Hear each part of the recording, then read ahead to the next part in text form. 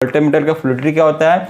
तो ये होता है capability of the molten metal to fill the mould cavities, मतलब मोल्ड कैविटी को फिल करने की जो उसकी क्षमता है उसको हम बोलते हैं फ्लूइडिटी। और ये फ्लूइडिटी किस किस फैक्टर्स पर मिक्सचर, तो mg आपका है मास ऑफ वेपर पर केजी ऑफ मिक्सचर। उस मिक्सचर होने के बाद जो क्रैक यहाँ पे आएगा उसको हम बोल देंगे कोल्ड क्रैक। और hello everyone, welcome to my YouTube channel Mackins talks. तो फ्रेंड्स, हम आज के इस वीडियो में देखेंगे अपने यूपीआई विनर जेईई पेपर सोल्यूशन का part number 14। Part number 1 to 13 मैंने ऑलरेडी अपलोड कर दिया हुआ है और मुझे उम्मीद है कि आप लोगों ने उन वीडियोस को भी अच्छे से देखा होगा और बहुत कुछ सीखने को मिला होगा। तो वैसे ही उस सीरीज़ में आगे हम आते हैं और बढ़ते हैं आगे और देखते हैं हम पार्ट नंबर 14 में क्या क्या सीखने वाले हैं। पार्ट नंबर 14 में जितने भी आपके 2016 के शिफ्ट सेकंड के पेपर में जितने भी मैन्युफैक्चरिंग से क्वेश्चंस आए थे, मतलब मैन्युफैक्चरिंग में कास्टिंग से जितने भी क्वेश्चंस आए थे, इस वीडियो में आज वो हम डिटेल में क्वेश्चंस देखेंगे और आने वाले एग्जाम में इन क्वेश्चंस में कैसे क्वेश्चंस आने वाले एग्जाम में भी आएंगे उसको भी हम देखेंगे। ठीक है, तो वीडियो में आगे बढ़ने से पहले मैं ये बता दूं जो अपने नेक्स्ट वीडियोस होंगे वो क्या क्या होने वाले हैं। ठीक है, तो अपने नेक्स्ट वीडियो में पहला वीडियो होगा कास्टिंग डिफेक्ट का। इन सभी वीडियोज़ में मैं जो है लास्ट में जो लास्ट एग्जाम्स में एई में, जेईई में, गेट में, ईएस में जितने भी इन सभी टॉपिक से रिलेटेड क्वेश्चंस आए हुए हैं लास्ट एग्जाम में, मैं हर वीडियो में इंक्लूड कर दूंगा। जैसा कि आप देख रहे हैं कि आप सामने एक प्लेलिस्ट आ रही होगी यूपीआई विनर जेईई मोस्ट इंपॉर्टेंट टॉपिक्स की प्लेलिस्ट है। इसमें मैंने उन्हीं वीडियोस को अपलोड किया है जो जिन वीडियोस से जिन टॉपिक से एग्जाम में क्वेश्चंस आए हुए हैं। ठीक है, तो आपसे रिक्वेस्ट करता हूं कि अगर अभी तक आपने इन वीडियोस को नहीं देखा एक बार जाके देखिएगा आप। उसमें मैंने जो लास्ट एग्जाम में क्वेश्चंस आए हुए हैं उसको भी इंक्लूड किया हुआ है। तो ये उम्मीद है कि वो क्वेश्चन फिर रिपीट होने वाले हैं, क्योंकि आईएएस के जो ऑब्जेक्टिव होते हैं वो हर एग्जाम में, जेईई के एग्जाम में रिपीट होते हैं। ठीक है, तो जो आपके नेक्स्ट वीडियोस होंगे वो होंगे casting defect, slush casting, investment casting, centrifugal casting and shell moulding. तो इन सभी वीडियोस में लास्ट एग्जाम के क्वेश्चंस भी इंक्लूड कर दूंगा। तो आपसे रिक्वेस्ट करता हूं कि इस वीडियो देखने के बाद जब इन वीडियोस को लेके आऊंगा तो आप इन वीडियोस को भी एक बार जरूर देख लीजिएगा। ठीक है, चलिए इस वीडियो में आगे बढ़ते हैं और देखते हैं आज का फर्स्ट क्वेश्चन क्या है। तो फर्स्ट क्वेश्चन फ्रेंड्स आपकी स्क्रीन पे आ गया होगा। देखिए फर्स्ट क्वेश्चन क्या बोलता है। ठीक है, फर्स्ट क्वेश्चन बोलता है friend, in sand casting fluidity of the molten metal increases with, मतलब सैंड कास्टिंग में मोल्टेन मेटल की फ्लूइडिटी कैसे इंक्रीज करती है। Option 1 increase in grain size, option 2 increase in degree of superheat, option 3 decrease in pouring rate, option D increase in thermal conductivity of the mould. तो ये question friend आपका GATE के PI में 2011 में ये सेम क्वेश्चन रिपीट हुआ था। ये क्वेश्चन आपका गेट में 2011 में प्रोडक्शन पीआई में जो है ये क्वेश्चन रिपीट हुआ था फ्रेंड, सेम क्वेश्चन आया था। ठीक है, तो हम पहले समझते हैं कि fluidity of the molten metal क्या होती है, मतलब मोल्टेन मेटल में फ्लूइडिटी क्या होती है। देखो जो हमारा मोल्टेन मेटल होता है, ये मान लो ये हमारा ये अपना हो गया मोल्ड, ये अपना मोल्ड हो गया, यहाँ पे ये मोल्ड है, यहाँ पे राइजर, ये रनर है, ये यहाँ पे आपका ये रनर है, ये स्प्रू है, ये आपका राइजर है। ठीक है, तो मोल्टेन मेटल यहाँ से हम डालेंगे तो मोल्टेन मेटल हमारा उसकी इतनी फ्लूइडिटी होनी चाहिए कि वो मोल्टेन मेटल हमारा इजीली यहाँ पे मोल्ड में फिल हो जाए और यहाँ से ऊपर आ जाए, मतलब राइजर से मोल्टेन मेटल हमारा ऊपर आ जाए। उसको बोलते हैं फ्लूइडिटी, मतलब बहने की क्षमता, उसी को हम बोलते हैं फ्लूइडिटी। मोल्टेन मेटल की बहने की क्षमता किस पे डिपेंड करती है, आपके सामने 4 ऑप्शंस दिए हुए हैं। तो पहले समझते हैं होती क्या है फ्लूइडिटी। तो ये होती है आपकी capability of molten metal to fill the mould cavities, मतलब मोल्टेन मेटल की वो क्षमता कि वो मोल्ड कैविटी को फिल कर सके। तो अगर उसको हम लिखेंगे तो उसको हम ऐसे लिखेंगे, capability of molten metal to fill mould cavities, मतलब वो मोल्ड को कैविटीज को फिल कर, मोल्टेन मेटल ऐसा उसमें इतनी फ्लूइडिटी होनी चाहिए कि वो मोल्टेन मेटल की मोल्ड की कैविटीज को फिल कर सके। ठीक है, अब कौन कौन से मेन फैक्टर्स होते हैं जो आपके मोल्टेन मेटल की फ्लूइडिटी को अफेक्ट करते हैं, उसको एक एक करके हम देखेंगे। उसी में आपका आता है डिग्री ऑफ सुपर हीट। ठीक है, तो एक एक करके हम समझते हैं कि कौन कौन से आपके मेन फैक्टर्स हैं। तो आपका जो फर्स्ट फैक्टर होता है वो होता है मोल्ड डिजाइन, मतलब जो हमारा मोल्ड है उसकी डिजाइन कैसे है उस पर भी हमारी फ्लूइडिटी डिपेंड करती है। ठीक है, और इसमें क्या होता है कि जैसे design and size of the sprue runner, देखो design and size of sprue runners and risers affect the fluidity. ये फैक्टर्स आपको मोल्टेन मेटल की फ्लूइडिटी को अफेक्ट करते हैं। तो आपका सेकंड फैक्टर क्या है, आपका सेकंड फैक्टर है mould material and surface. Mould material and surface ये आपका सेकंड फैक्टर हो गया जो आपके मोल्टाइल मेटल की फ्लूइडिटी को अफेक्ट करता है। इसमें क्या होगा, thermal conductivity and roughness decreases fluidity. Thermal conductivity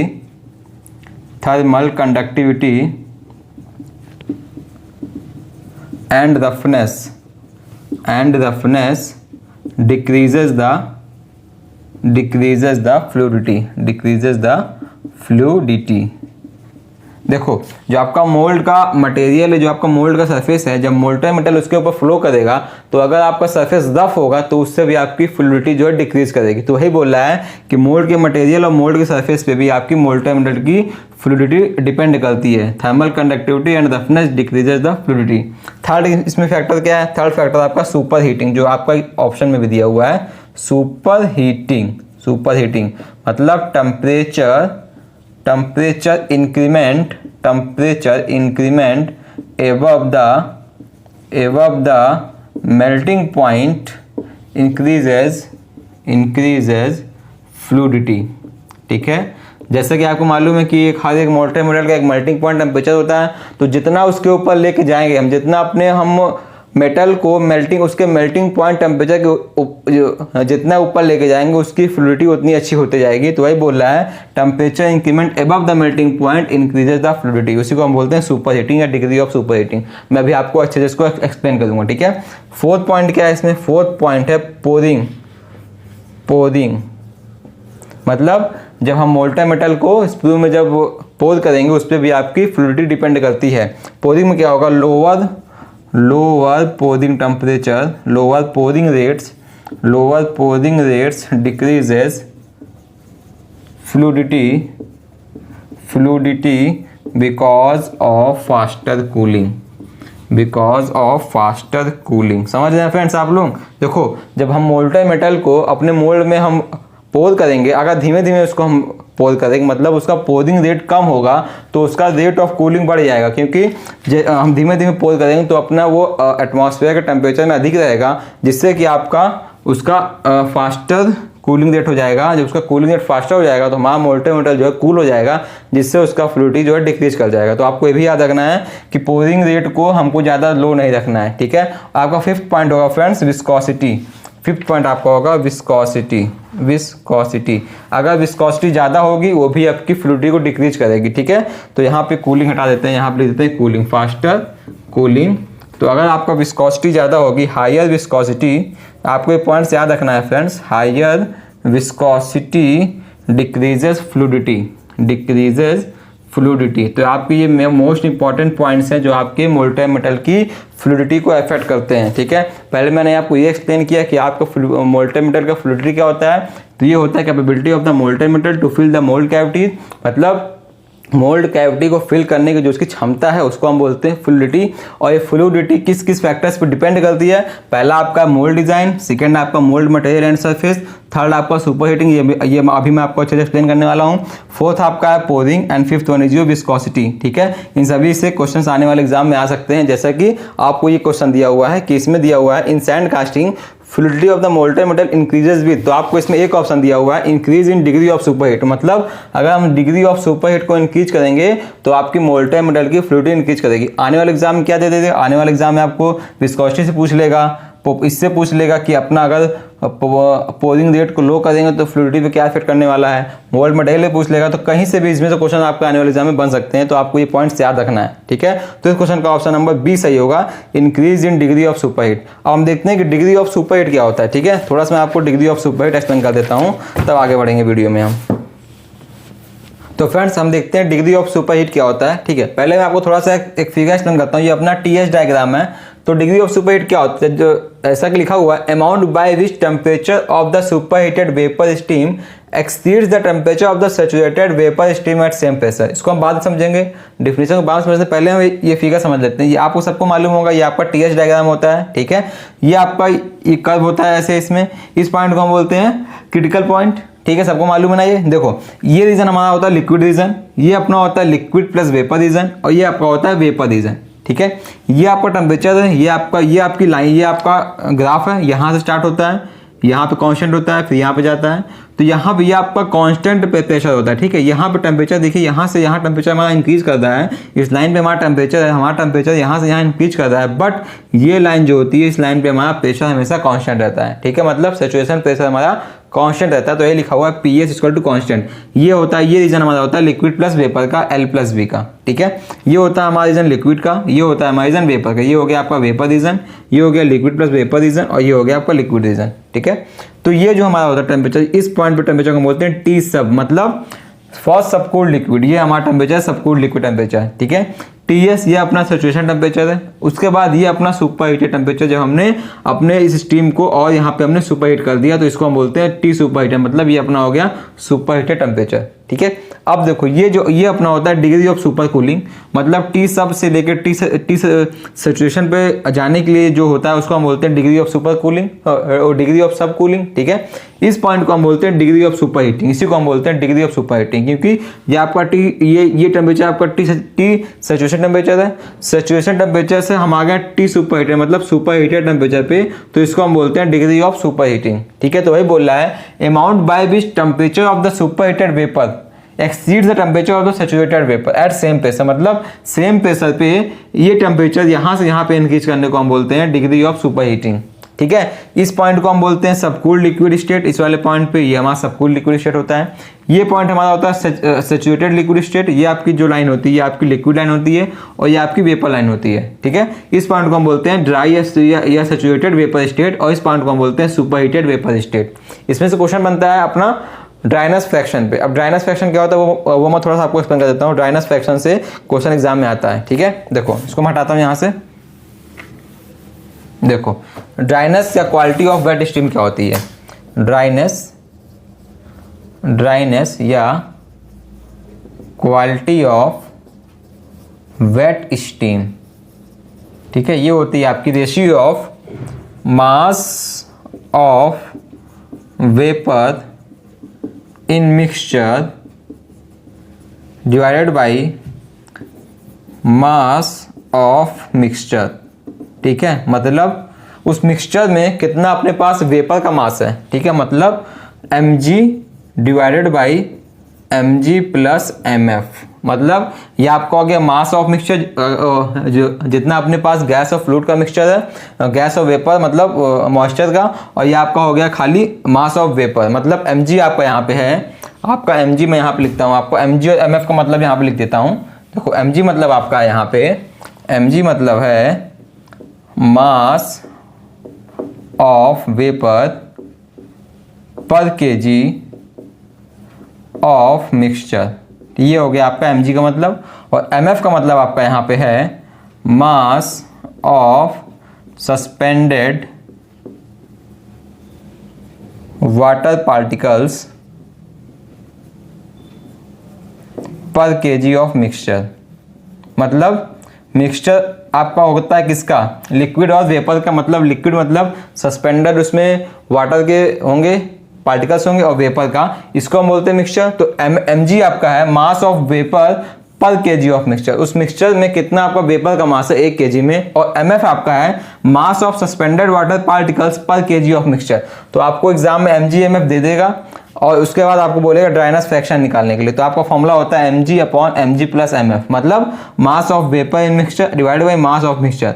तो ये आपका होता है ड्राइनेस फ्रैक्शन का फॉर्मूला। एक होमवर्क क्वेश्चन आपकी स्क्रीन पे आएगा फ्रेंड। इस क्वेश्चन का आंसर आपका होगा x इक्वल टू 0.9782। मैं आपको आंसर दे देता हूँ, x इक्वल टू 0.9782 ये इस क्वेश्चन का आंसर होगा। आप लोग इस क्वेश्चन को सॉल्व कर दिएगा। आपको अगर नहीं आता है प्लीज़ बताइएगा कि आपको ये क्वेश्चन नहीं लग रहा। बहुत इजी क्वेश्चन है फ्रेंड, आपको सब वैल्यू दिया हुआ, बस आपको फॉर्मूले पुट करके आंसर निकालना है और उसका आंसर आएगा आपका x इक्वल टू 0.9782, ठीक है। वीडियो में आगे बढ़ते हैं, हम देखते हैं आज का सेकंड क्वेश्चन क्या है अपना। तो आपका सेकंड क्वेश्चन है which of the following is not a casting defect. इसमें से कौन सा कास्टिंग डिफेक्ट नहीं है। Scar, scab, hot cracks and hot tears, ठीक है। मैं आपको कास्टिंग डिफेक्ट को हल्का सा एक्सप्लेन कर देता हूँ यहाँ पे। तो क्वेश्चन फ्रेंड्स आपको 4 ऑप्शन दिया हुआ है, scar, scab, hot crack and hot tear, और बोलता है इसमें से कौन सा कास्टिंग डिफेक्ट नहीं है, ठीक है। देखो तो आपका स्कार, स्कैब, हॉट क्रैक और हॉट टीयर में जो आपका हॉट क्रैक है, ये आपका वेल्डिंग डिफेक्ट है। ये हॉट क्रैक जो है आपका, ये आपका वेल्डिंग डिफेक्ट है एक प्रकार का, ठीक है। ये आपका वेल्डिंग डिफेक्ट है, जबकि ये तीनों जो हैं स्कार, स्कैब और हॉट टीयर ये आपके कास्टिंग डिफेक्ट है। मैं एक एक करके इन तीनों को एक्सप्लेन करता हूँ। देखो अगर हम बात करें स्कैर की, अगर हम स्कैर की बात करें तो ये आपका एक शैलो ब्लो होता है, मतलब ये स्कैर जो आपका होता है फ्लैट सरफेस पे होता है, और शैलो ब्लो होता है मतलब एक छोटा सा गैप बन जाता है फ्लैट सरफेस पे। तो जब फ्लैट सरफेस पे गैप बनता है उसको हम बोलते हैं स्कार, ठीक है। तो आपका ये आपका स्कार है, इसको हम बोलते हैं scar are shallow blows, scar are shallow blows that appear on flat surface, that is appear जो आपका फ्लैट सरफेस पे होता है, ठीक है, अपीयर ऑन फ्लैट सरफेस। अब देखो इससे एग्जाम में एक क्वेश्चन और बनता है, अगर आपका यही ब्लो कॉन्वेक्स सरफेस से बनेगा तो उसको हम बोलते हैं ब्लोज। देखो फिगर से एक्सप्लेन करता हूँ आपको मैं। अगर यही ये आपका हो गया स्कार, ठीक है, ये आपका हो गया बॉडी हो गई आपकी, मतलब ये आपकी कास्टिंग हो गई, तो ये आपको जो ये जो गैप बना है, ब्लो बना है, इसी को हम बोलते हैं स्कार, ठीक है, ये आपका हो गया कास्टिंग, ठीक है।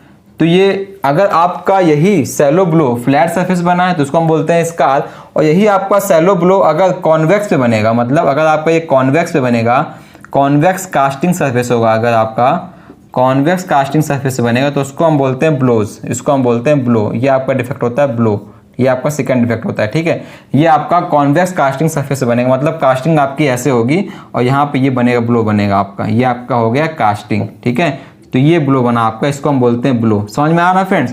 छोटा सा इसमें डिफरेंस है। अगर यहाँ पे आपका सैलो ब्लो बनता है तो फ्लैट सरफेस पे उसको हम बोलते हैं स्कार, और अगर आपका कॉन्वेक्स सरफेस पे यही ब्लो बनता है तो उसको हम बोलते हैं ब्लो, ठीक है। अब इन दोनों का रीजन मेन होगा, मतलब इन दोनों का रीजन सेम होगा, स्कैर का रीजन और ब्लो का रीजन, इन दोनों डिफेक्ट का रीजन सेम होगा। वो रीजन क्या होता है? वो होता है ड्यू टू इम्प्रॉपर परमिएबिलिटी और वेंटिंग, ठीक है। इम्प्रॉपर परमिएबिलिटी और वेंटिंग की वजह से आपका ये दोनों डिफेक्ट आता है। देखो ये दोनों क्या होता है, वेंटिंग या इम्प्रॉपर परमिएबिलिटी क्या होती है, जब हम अपने कास्टिंग में मोल्ड में मोल्टे मोल्टे को पोर करते हैं तो उनमें से गैस रिलीज होती है। अगर हम गैस रिलीज होने के लिए प्रॉपर स्पेस नहीं देंगे तो वो गैस आपके कास्टिंग में इंट्रैप हो जाएगी, वो गैस आपके कास्टिंग में फंस जाती है, उसी की वजह से ये आपके डिफेक्ट्स आते हैं। तो हमें प्रॉपर वेंटिंग देना चाहिए और आपकी सैंड की परमिएबिलिटी प्रॉपर होनी चाहिए। तो इसी की वजह से आपका स्कैर डिफेक्ट आता है या ब्लो डिफेक्ट आता है, ठीक है। बढ़ते हैं नेक्स्ट डिफेक्ट की हो, तो आपका नेक्स्ट डिफेक्ट है स्कैब। स्कैब क्या होता है फ्रेंड्स? थोड़ा सा मैं आपको एक्सप्लेन कर देता हूँ स्कैब क्या होता है। देखो आपका मान लो ये आपका कास्टिंग है, ये आपका कास्टिंग है, ठीक है। यहाँ पे छोटे छोटे प्रोजेक्शंस बन जाते हैं, ये आपका कास्टिंग हो गया।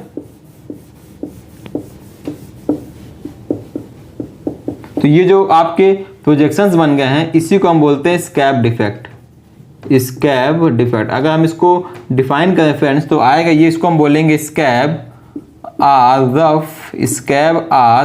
Rough irregular projection. जो आपके यहाँ पे सरफेस पे इरेगुलर प्रोजेक्शंस बन गए हैं इसी को हम बोलते हैं स्कैब डिफेक्ट, ठीक है। इसको अगर हम डिफाइन करें तो बोलेंगे स्कैब आर रफ या irregular projections on surface of casting,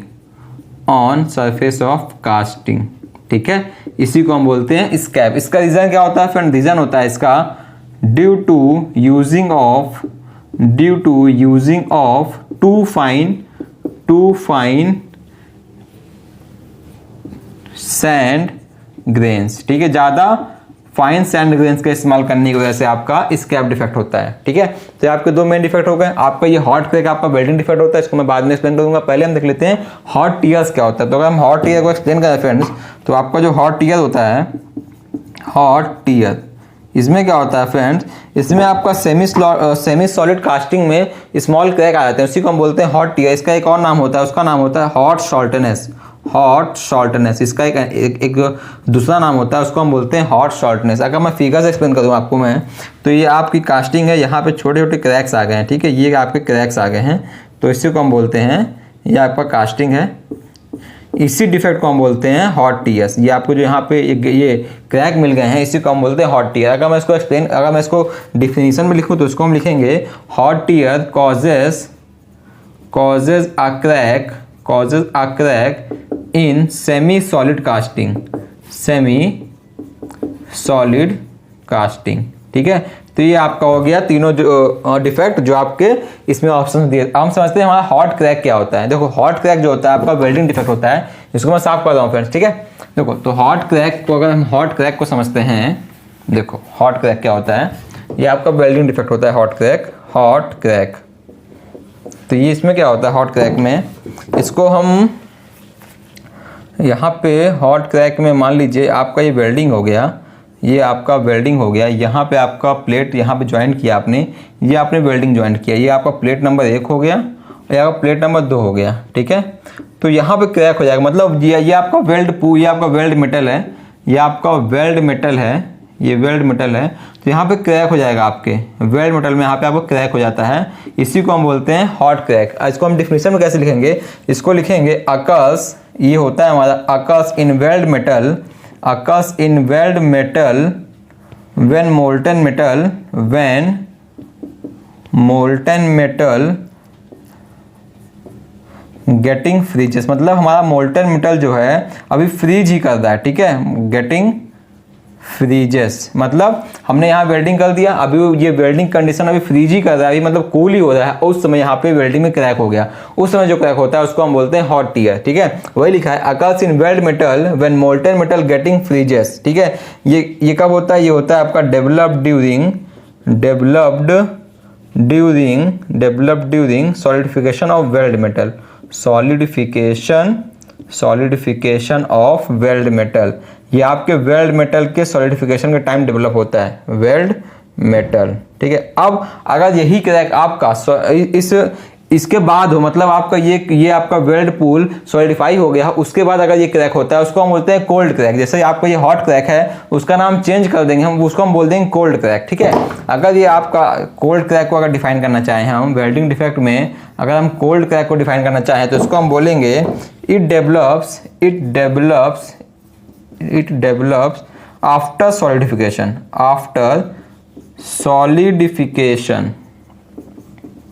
of weld metal. ठीक है, मतलब जब वेल्ड मेटल को सॉलिडिफाई होने के बाद जो क्रैक यहाँ पे आएगा उसको हम बोल देंगे कोल्ड क्रैक, और ड्यूरिंग सॉलिडिफिकेशन वेल्ड मेटल के ड्यूरिंग सॉलिडिफिकेशन में क्रैक आता है उसको हम बोलेंगे हॉट क्रैक। तो ये तो समझ में आता है कि यहाँ पे अभी कूल हो रहा है इसलिए क्रैक हो गया, बट कूल होने के बाद क्यों क्रैक हुआ, क्योंकि उसमें रेजिडुअल स्ट्रेसेस रह गए होंगे। तो ये आपका इसमें रीजन होता है ड्यू टू रेजिडुअल स्ट्रेसेस होने की वजह से आपका ये क्रैक होता है। कोल्ड क्रैक का मेन रीजन होता है ड्यू टू रेजिडुअल स्ट्रेसेस। तो ये आपको मैंने एक्सप्लेन कर दिया जितने भी आपको ऑप्शंस दिया हुआ था इस क्वेश्चन का। तो इस क्वेश्चन का आंसर नंबर क्या होगा फ्रेंड, इस क्वेश्चन का आंसर नंबर 3 होगा, ऑप्शन नंबर सी होगा हॉट क्रैक आपका वेल्डिंग डिफेक्ट है, कास्टिंग डिफेक्ट नहीं है। ठीक है, अगर हम देखते हैं आपका अगला क्वेश्चन क्या है, अगर हम नेक्स्ट क्वेश्चन देखते हैं आपका 3rd क्वेश्चन आपका है the defect cause due to low permeability in sand casting. ठीक है, अब सैंड कास्टिंग में अगर हमारी परमिबिलिटी लो है, मतलब उस मोल्ड से गैस को निकलने की क्षमता लो है, उसके कारण इसमें कौन सा डिफेक्ट होगा, drop, blow hole, rough surface या हॉट टिप। मैंने अभी आपको एक्सप्लेन किया ना, ब्लो होल क्यों होता है, मतलब ब्लो होल्स उसमें गैस इन ट्रैप हो गई होगी जिसके कारण ब्लो हो गया उसमें और होल बन गया। तो जब परमिबिलिटी हमारी लो होती है उसमें गैस इन ट्रैप कर जाती है, उस रीजन की वजह से जो उसमें डिफेक्ट होता है उसको हम बोलते हैं ब्लो होल। ठीक है, तो 3rd क्वेश्चन का ऑप्शन नंबर आपका बी होगा ब्लो होल। बट इसमें आपको एक ऑप्शन दिया हुआ है, मैंने आपको हॉट टियर ऑलरेडी एक्सप्लेन कर दिया फ्रेंड। हॉट टियर क्या होता है, रफ सरफेस, आपको ये इससे ऑप्शन से लगा था कि रफ सरफेस मतलब आपका सैंड की जो सरफेस फिनिश है वो अच्छी नहीं होगी, उसके कारण आपका मोल्ड पे भी इफेक्ट पड़ेगा जिससे कि आपका रफ सरफेस आएगा। अगर हम ड्रॉप की बात करें जो आपको इसमें ऑप्शन नंबर ए दिया है, ड्रॉप कौन सा डिफेक्ट होता है, तो मैं आपको थोड़ा सा ड्रॉप डिफेक्ट को एक्सप्लेन कर देता हूँ कि ड्रॉप कौन सा डिफेक्ट होता है हमारा। देखो ड्रॉप मतलब क्या हो गया कि आपके सैंड से कोई पार्टिकल जो है मोल्टेन मेटल के पूल में गिर गया, उसको हम बोलते हैं ड्रॉप। तो अगर मैं आपको ड्रॉप डिफेक्ट को एक्सप्लेन करता हूँ आपको मैं, देखो यहाँ पे अगर मैं ड्रॉप को एक्सप्लेन कर दूं, ठीक है, ड्रॉप क्या होता है, ये होता है आपका जब कास्टिंग आपकी लिक्विड में ही है। ठीक है, तो इसका फर्स्ट लाइन लिखेंगे आपका, ये अकर्स होता है, occurs when casting is still liquid, casting is still liquid, अभी आपकी कास्टिंग जो है लिक्विड फॉर्म में ये, तभी आपका ये डिफेक्ट टेक प्लेस होता है, मतलब तभी आपका ये डिफेक्ट होता है। ठीक है, अगर सेकेंड पॉइंट लिखेंगे हम तो इसमें ये क्यों होगा, आपके जो क्या कहते हैं सैंड है, सैंड के पार्टिकल्स या मेटल्स जो है टूट के उसमें उस लिक्विड में गिर जाएगा, तो आपका उस रीजन जो आपका डिफेक्ट होगा उसको हम बोलेंगे ड्रॉप डिफेक्ट। तो अगर मैं इसको लिखूं तो ये होता है आपका caused when piece of metal, when pieces of metal, when pieces of metal drop into liquid metal, ठीक है, मतलब लिक्विड मेटल में आपका कोई पीस आपका मोल्ड से उसमें गिर जाएगा, उसको हम बोलेंगे ड्रॉप। मतलब ये आपका कास्टिंग था, ये आपका कास्टिंग था, यहाँ पे कोई ये मेटल जो है इसमें लिक्विड में आ गया, वो भी ये वाला भी इसके साथ में फ्रीज हो गया, तो इस डिफेक्ट को हम बोलते हैं ड्रॉप डिफेक्ट। तो ये आपका होता है ड्रॉप डिफेक्ट, ठीक है, ये आपका होता है ड्रॉप डिफेक्ट, मतलब when pieces of the metal drop into the liquid metal. तो जो इससे जो होता है डिफेक्ट बनता है उसको हम बोलेंगे ड्रॉप डिफेक्ट, ठीक है। बढ़ते हैं नेक्स्ट क्वेश्चन की तरफ। तो अगला क्वेश्चन क्या है फ्रेंड्स, अगला क्वेश्चन आपके स्क्रीन पे आ गया होगा। देखिए क्वेश्चन क्या बोलता है, क्वेश्चन बोलता है moulds made of metal that maintain their strength at high temperature are, मतलब वह मोल्ड जो अपने स्ट्रेंथ को मेंटेन करते हैं हाई टेम्परेचर पे, कौन सा मोल्ड होता है, permanent mould, composite mould, expendable mould या ग्रीन सैंड मोल्ड। तो इसका ऑप्शन नंबर ए होगा परमानेंट मोल्ड। परमानेंट मोल्ड जो होते हैं हाई टेम्परेचर पे अपनी स्ट्रेंथ को सस्टेन कर लेते हैं। अब मैं आपको थोड़ा सा परमानेंट मोल्ड को एक्सप्लेन कर देता हूँ कि हमारे परमानेंट मोल्ड होते कैसे हैं। देखो परमानेंट मोल्ड कैसे होते हैं, मैं आपको थोड़ा सा एक्सप्लेन करता हूँ। अगर हम परमानेंट मोल्ड की बात करें फ्रेंड्स, तो ये मेटल डाई में इसका इस्तेमाल करते हैं। मेटल की डाई होती है आपकी परमानेंट मोल्ड, इसमें हम परमानेंट मोल्ड में मेटल की डाई का इस्तेमाल करते हैं, ठीक है। इट यूजेस मेटल डाई, इसमें हम मेटल डाई का इस्तेमाल करते हैं, जिसके कारण इसको हम दोबारा से री यूज़ कर सकते हैं, ठीक है। तो इसमें हम मेटल डाई का इस्तेमाल करते हैं विच कैन बी री यूज, जिसको हम दोबारा से यूज़ कर सकते हैं, विच कैन बी री यूज, ठीक है। और इसमें क्या होता है, परमानेंट मोल्ड में जो है हम मोल्टेन मेटल को ग्रेविटी की हेल्प से पोल करते हैं। मतलब इसको अगर हम डिफिनीशन में लिखें तो इसको लिखेंगे ऐसे, molten metal is poured, molten metal is poured under gravity, under gravity into a metal die, into a metal die. तो ये मेटल की डाई होने की वजह से ये हाई टेम्परेचर पे अपने आप को सस्टेन कर लेती है, ठीक है। अगर मैं फिगर ड्रॉ करूँ इसका, तो परमानेंट मोल्ड का अगर मैं फिगर ड्रॉ करूँ फ्रेंड्स, तो इसका फिगर कुछ ऐसे ड्रॉ कर सकते हैं हम। ये मान लीजिए आपका ये डाई हो गया,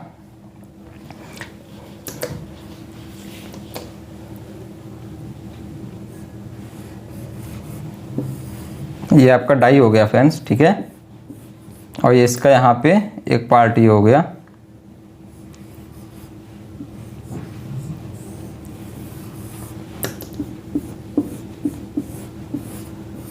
तो ये यहाँ पे सिलेंडर होगा,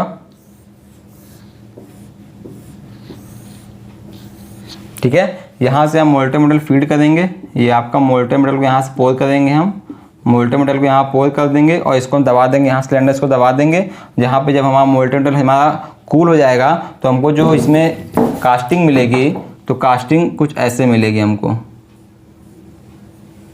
ये आपका होगा कास्टेड ऑब्जेक्ट, ठीक है। ये आपकी निकलेगी कास्टिंग यहाँ से। तो ये आपका होता है ये आपका होता है परमानेंट मोल्ड। इसके कुछ क्या कहते हैं एडवांटेज मैं आपको एक्सप्लेन कर देता हूँ। इसके एडवांटेज क्या होंगे, पहला ये होगा कि इसको हम, ये अपना मेटल का होता है तो इसको हम री यूज़ कर सकते हैं, ठीक है। तो पहला आपका होगा री यूजेबल मोल्ड, ठीक है। सेकेंड, इसमें सरफेस फिनिश भी अच्छी मिलेगी अपने को, गुड सरफेस फिनिश। थर्ड आपका जो है डायमेंशनल एक्यूरेसी भी अच्छी होगी, डायमेंशनल एक्यूरेसी भी अच्छी होगी आपकी इसमें, ठीक है। डायमेंशनल एक्यूरेसी अच्छी मिलेगी, गुड हो जाएगी। और आपका नेक्स्ट होगा रेट ऑफ प्रोडक्शन भी इसमें ज़्यादा होगा, रेट ऑफ प्रोडक्शन भी इसमें ज़्यादा होगा, ठीक है। तो ये आपका इस क्वेश्चन का ऑप्शन नंबर ए सही होगा, परमानेंट मोल्ड, ठीक है। बढ़ते हैं अगले क्वेश्चन की ओर। अगला क्वेश्चन क्या है फ्रेंड, क्वेश्चन नंबर 5। क्वेश्चन बोलता है hollow casting with thin walls can be made by the process of, मतलब थिन वॉल की हॉलो कास्टिंग हम इसमें से किस प्रोसेस में करते हैं, डाई कास्टिंग, वैक्यूम कास्टिंग या स्लस कास्टिंग या प्रेशर कास्टिंग। तो फ्रेंड्स इस क्वेश्चन का ऑप्शन नंबर सी सही होगा, स्लस कास्टिंग। देखो अब स्लस कास्टिंग क्या होता है फ्रेंड, स्लस कास्टिंग में जो है हम थिन वॉल, मतलब जो हमारे पास जिन ऑब्जेक्ट्स की हमें कास्टिंग करनी होती है वो हमारे पास थिन वॉल के ऑब्जेक्ट की हम कास्टिंग करते हैं without the use of core, मतलब बिना कोर के हम इसमें हॉलो सेक्शन की कास्टिंग कर सकते हैं। ये आपका स्लस कास्टिंग का थोड़ा सा स्पेशलिटी होती है, ठीक है। ये आपका स्लस कास्टिंग से लिए आपका यूनिक होता है, ठीक है।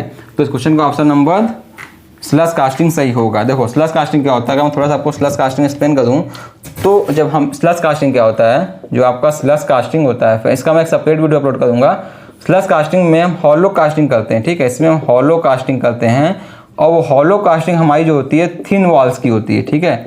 जब हमें थिन वॉल्स की हॉलो कास्टिंग करनी होती है तो हम स्लज कास्टिंग का इस्तेमाल करते हैं। और इसमें जो हॉलो प्रोडक्ट, इसमें जब हम हॉलो ऑब्जेक्ट प्रोड्यूस करेंगे without the use of course, मतलब बिना कोर्स की हेल्प से इसमें हम हॉलो ऑब्जेक्ट का प्रोडक्शन कर सकते हैं, ठीक है। मतलब विदाउट यूज ऑफ कोर्स, बिना कोर्स का इस्तेमाल किए हम जो थिन वॉल की हॉलो कास्टिंग प्रोड्यूस करते हैं वो हम स्लज कास्टिंग की हेल्प से प्रोड्यूस करते हैं, ठीक है। तो इस क्वेश्चन का ऑप्शन नंबर सी सही हो जाएगा, स्लज कास्टिंग। और स्लज कास्टिंग का आपका एप्लीकेशंस क्या है, स्लज कास्टिंग के आपके एप्लीकेशंस क्या हैं फ्रेंड्स। स्लज कास्टिंग के आपके एप्लीकेशंस हैं टॉयज मतलब खिलौने बनाना, लैम्प्स बनाना और स्टैच्यूज बनाना, इन सब से हम स्लज कास्टिंग का प्रयोग करके इसको हम बनाते हैं, ठीक है। बढ़ते हैं नेक्स्ट क्वेश्चन की ओर। तो अगला क्वेश्चन क्या है फ्रेंड्स आपका, तो जो आपका 6th क्वेश्चन है वो है which of the following casting process uses expendable pattern या एक्सपेंडेबल मोल्ड। मतलब एक्सपेंडेबल पैटर्न या एक्सपेंडेबल मोल्ड क्या होता है फ्रेंड, मतलब जो नष्ट हो जाए, तो ऐसा मोल्ड जो नष्ट हो जाए वो हम किस कास्टिंग में इस्तेमाल करते हैं। तो centrifugal casting, pressure die casting, investment casting या सेल मोल्ड कास्टिंग। तो फ्रेंड इसका ऑप्शन नंबर सी सही होगा, इन्वेस्टमेंट कास्टिंग। इन्वेस्टमेंट कास्टिंग में जो मोल्ड का इस्तेमाल करते हैं वो हमारा वैक्स का मोल्ड होता है, मतलब वो अपना एक्सपेंडेबल मोल्ड होता है। तो एक्सपेंडेबल मोल्ड मतलब वो कास्टिंग होने के बाद उस मोल्ड को हम नष्ट कर देते हैं। तो आपका जो वैक्स का मोल्ड होता है वो नष्ट हो जाता है, इसीलिए बोला है कि इन्वेस्टमेंट कास्टिंग में हम एक्सपेंडेबल मोल्ड का इस्तेमाल करते हैं, ठीक है। तो अगर हम एक्सपेंडेबल मोल्ड की बात करें, एक्सपेंडेबल मोल्ड या एक्सपेंडेबल पैटर्न की बात करें हम, ठीक है, एक्सपेंडेबल पैटर्न। तो एक्सपेंडेबल मोल्ड, एक्सपेंडेबल पैटर्न जो होता है हम इन्वेस्टमेंट कास्टिंग में करते हैं यूज, इन्वेस्टमेंट कास्टिंग। इसको, इसका एक और नाम होता है फ्रेंड्स, उसको हम बोलते हैं प्रिसीजन कास्टिंग, ठीक है। देखो इसका जो एडवांटेज होता है, इन्वेस्टमेंट कास्टिंग या में हम वैक्स का इस्तेमाल करते हैं, तो इसमें जो मोल्ड होता है आपका, मैक्सिमम मोल्ड जो होता है हम वैक्स का मोल्ड इस्तेमाल करते हैं, ठीक है, वैक्स मोल्ड इस्तेमाल करते हैं। अब इसमें हम देखते हैं कि इसका एडवांटेज क्या होता है, इन्वेस्टमेंट कास्टिंग करने का एडवांटेज क्या होता है। देखो इसका एडवांटेज जो होता है, इसमें हमको सरफेस फिनिश अच्छी मिलती है, एक्सीलेंट सरफेस फिनिश, इसमें हमको सरफेस फिनिश अच्छी मिलती है। दूसरा है कि इसमें डायमेंशनल एक्यूरेसी बहुत अच्छी होती है, हाई डायमेंशनल एक्यूरेसी इसमें मिलती है हमको, ठीक है। थर्ड पॉइंट हम बात करें तो इसमें इंट्रिकेट पार्ट मतलब कॉम्प्लेक्स शेप को हम इजीली इन्वेस्टमेंट कास्टिंग की हेल्प से फॉर्म कर सकते हैं, ठीक है। मतलब इंट्रिकेट या कॉम्प्लेक्स शेप, ठीक है। और इसमें कोई भी फ्लैश लाइन नहीं आती है, मतलब नो फ्लैश लाइन या पार्टिंग लाइन इसमें एक भी नहीं आती है, नो फ्लैश लाइन या नो पार्टिंग लाइन। अब इसके जो एप्लीकेशंस होते हैं उससे एग्जाम में क्वेश्चंस बनते हैं। इसके जो एप्लीकेशंस होते हैं मतलब इन्वेस्टमेंट कास्टिंग का इस्तेमाल करके हम क्या क्या ऑब्जेक्ट्स को फॉर्म करते हैं, तो उसका एग्जांपल कुछ आपको एप्लीकेशन बता देता हूं जिससे एग्जाम क्वेश्चन रिपीट होता है। तो इसके एप्लीकेशन जो होते हैं फ्रेंड्स, पहला आपका होगा वॉल्व के पार्ट्स बनाने में, वॉल्व पार्ट्स, ठीक है। सेकंड आपका होगा इंजीनियरिंग कंपोनेंट्स बनाने में, इंजीनियरिंग कंपोनेंट्स जैसा कि रोटर्स एंड टरबाइन ब्लेड्स। और सबसे मोस्ट इंपॉर्टेंट इसका है ज्वेलरीज बनाने भी हम इन्वेस्टमेंट कास्टिंग का इस्तेमाल करते हैं, ठीक है। तो ये आपका हो गया इन्वेस्टमेंट कास्टिंग, थोड़ा सा डिटेल हो गया। इसका मैं सेपरेट वीडियो अपलोड कर दूंगा, तो उसमें मैं आपको फिगर के साथ पूरा इन्वेस्टमेंट कास्टिंग को एक्सप्लेन कर दूंगा, ठीक है। बढ़ते हैं नेक्स्ट क्वेश्चन की ओर। अगला क्वेश्चन क्या है फ्रेंड्स, अगला क्वेश्चन आपका इसी से क्वेश्चन आया हुआ था, in pattern material used for precision casting is, मतलब प्रिसीजन कास्टिंग में या इन्वेस्टमेंट कास्टिंग में हम कौन सा पैटर्न मटेरियल इस्तेमाल करते हैं, wooden pattern, wax pattern, no pattern या मेटल पैटर्न। तो फ्रेंड्स इसका मैंने बताया ना आपको, हम वैक्स पैटर्न का इस्तेमाल करते हैं या वैक्स मोड का इस्तेमाल करते हैं, ठीक है। तो इस क्वेश्चन का ऑप्शन नंबर बी से हो जाएगा वैक्स पैटर्न, ठीक है। बढ़ते हैं नेक्स्ट क्वेश्चन की ओर। अगला क्वेश्चन बोलता है hollow pipes and barrels are produced in, मतलब हॉलो पाइप्स और बैरल्स को किसमें हम प्रोड्यूस करते हैं, centrifugal casting, true centrifugal casting, die casting या सेमी सेंट्रीफ्यूगल कास्टिंग। मैं फ्रेंड इसका सेपरेट वीडियो अपलोड करूंगा जिसमें मैं सेंट्रीफ्यूगल कास्टिंग में semi centrifugal casting, true centrifugal casting और सेंट्रीफ्यूजिक कास्टिंग को अच्छे से आपको एक्सप्लेन कर दूंगा। अभी आप जानिए इस क्वेश्चन का ऑप्शन नंबर बी सही होगा, ट्रू सेंट्रीफ्यूगल कास्टिंग, ठीक है। बढ़ते हैं नेक्स्ट क्वेश्चन की ओर। अगला क्वेश्चन क्या है, pattern are usually coated with a parting agent to, option A increase strength of pattern, option B protect pattern, option C facilitate their removal from mould, option D increase strength of mould.